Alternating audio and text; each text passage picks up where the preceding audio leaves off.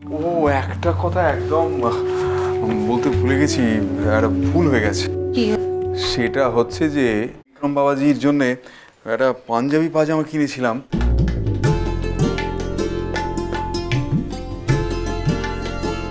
ওই আইব্রো ভাত খাবে বলে। তাই এখানে এসে এমন সব দৃশ্য দেখলাম, দেখে এবারে এত ইমোশনাল হয়ে পুরো সব ভুলে মেরে দিয়েছি। তো ও এখন খেতে যাচ্ছে দেখে মনে হলো আপনি যদি অ্যালাউ করেন তাহলে এটা। এই দেখেছো, এই জন্য আমি বলি আমার নতুন ঠাকুরপো সবার থেকে আলাদা। এই আমরা তো সবাই ভুলেই গেছি। আচ্ছা, তুমি এত ভালোবেসে এরকম একটা পাজামা পাঞ্জাবির জন্য নিয়ে এসছো পড়বে বলে, আর আমি কখন আর অ্যালাউ না করে থাকতে পারি? হ্যাঁ বিক্রম, যা বাবা এটা তুই পোশাকটা পাল্টে নে। হ্যাঁ, ও হো, একটা ভুল হয়ে গেছে। বাবাজি আসল যে পোশাকটা পরবে তার কথাই তো, তার অনুমতিটাই তো নেওয়া হয়নি। তোমার কোনো আপত্তি নেই তো? কি বলছে না, আমাকে নিয়ে যে এতটা কেউ ভাবতে পারে সেটাই তো ভাবিনি কখনো। এই ছোট ছোট, এই বিক্রমকে নিয়ে যাও, ওই ঘরে পোশাকটা পাল্টে আসি। যা, এসো এসো এসো এসো, চলো এসো এসো এসো এসো।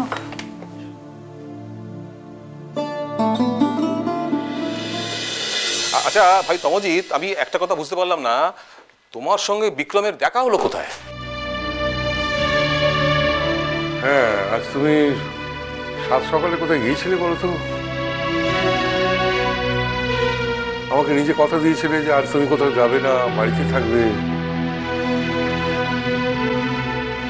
হ্যাঁ বলেছিলাম দাদা, কিন্তু আজকে এমন একটা কাজ পড়ে গেল, না গিয়ে কোনো উপায়। এই তুমি না কখনো বলে যাও না যে কোথায় যাচ্ছো, কেন যাচ্ছো, কখন ফিরবে। আর বাবা, আমাদের কাউকে বড় না বলে দোয়েলকে তো একবার বলে যাবে। কিছু কিছু না বলায় মজা থাকে জানেন তো, এই জীবনে ওই মজাটা হারাতে চাই না।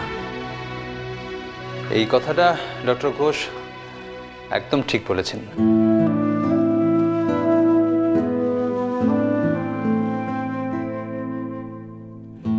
তুমি কিন্তু বিয়ে বাড়ি যাওয়ার কোনো রকম কোনো চেষ্টাই করো না। হ্যাঁ, কেন? আমি তো এখন এসো, এই দেখো দেখো কাকে নিয়ে আসছি।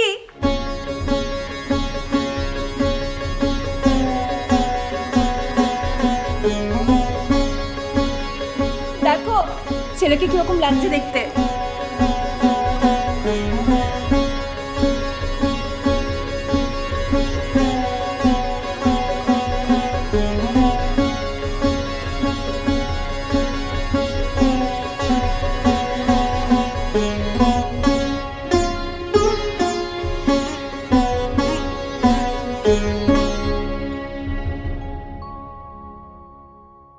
বাহ, কি সুন্দর লাগছে না ওকে পাজামা পাঞ্জাবি পরে।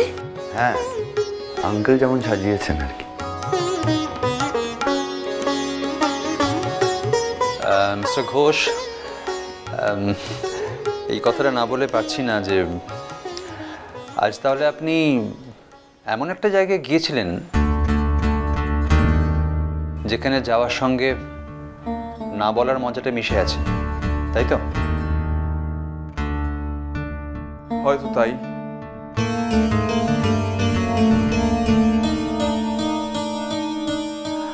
কিন্তু আর সত্যিই দেরি হয়ে যাচ্ছে। একেবারে ছেলেটার মুখ বেচারা একেবারে মানে শুকিয়ে গেছে। এবার ওকে খেতে দেওয়ার ব্যবস্থা করো। আজ তো আঙ্কেলই আমার বাড়ি থেকে আমায় নিয়ে এলো।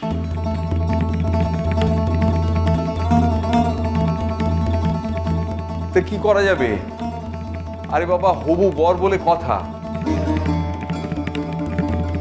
আর সে মামার বাড়িতে আইবুড়ো ভাত খেতে আসছে, যে সে ব্যাপার নয়। সেখানে আমরা এতজন আছি, একাধিক গাড়ি আছে, তো ভাড়ার গাড়ি করে মামার বাড়িতে আইবুড়ো ভাত খেতে আসবে, সে কি শোভন? দেখো দেখো, আমার ভাইয়ার কত বড় মন দেখো, আর কত বড় নজর, তাই বা কি করে হয়?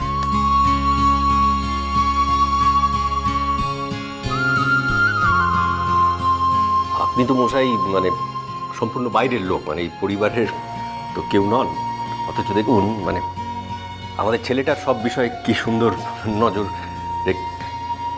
আর আমি পরিবারের লোক হয়েও একেবারে কিছুই যাচ্ছে তাই।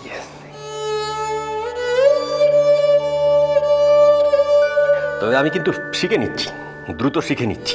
মানে ওই যে বলে না যে শেখার কোনো বয়স নেই আর শেখার তো কোনো শেষও নেই। হ্যাঁ তাই তো ডক্টর ঘোষ, কি বলেন? না না না না না ভাইয়া, তুমিও তো ওর মতো কোন ছেলেটাকে নিজের ছেলে হিসেবে দেখছো। তুমিও তো আরেকটা নজির সৃষ্টি করলে গো।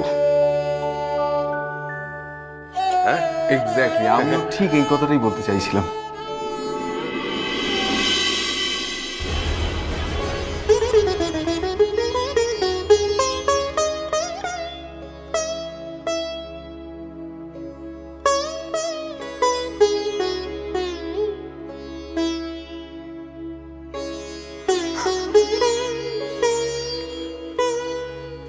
মা কাঁদছো কেন? কাঁদে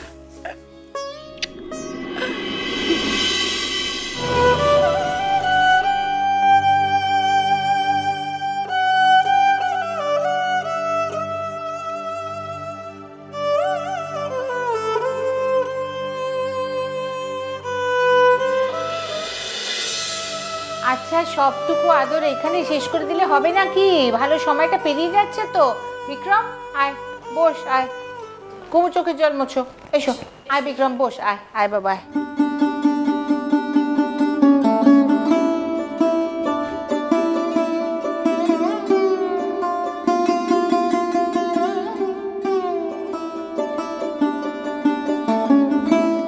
বস বস বস।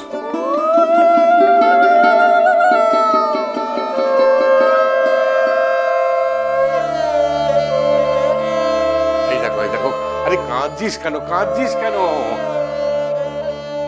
আশীর্বাদ করবে না ছেলেটাকে?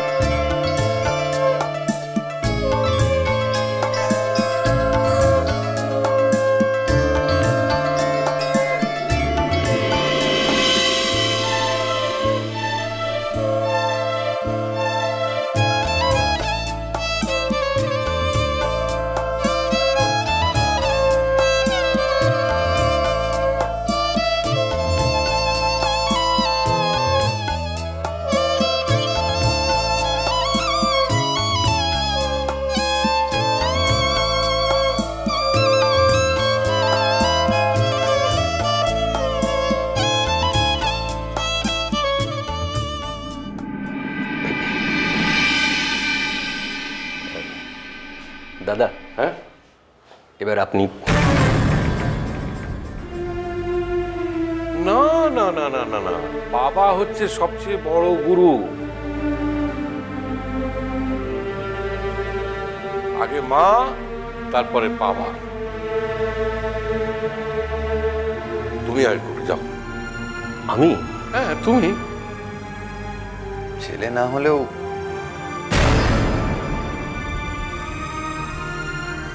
ছেলের মতোই তো নাকি?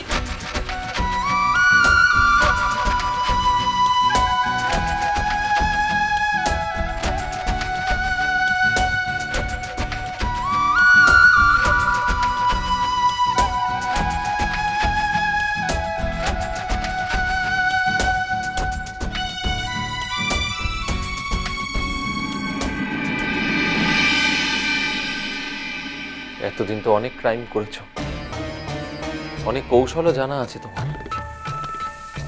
পারবে না আমার বাচ্চাটাকে ছিনিয়ে আনতে? কি হলো, তুমি পারবে না? এইটুকু করতে পারবে না তুমি, শুধুমাত্র আমার জন্য?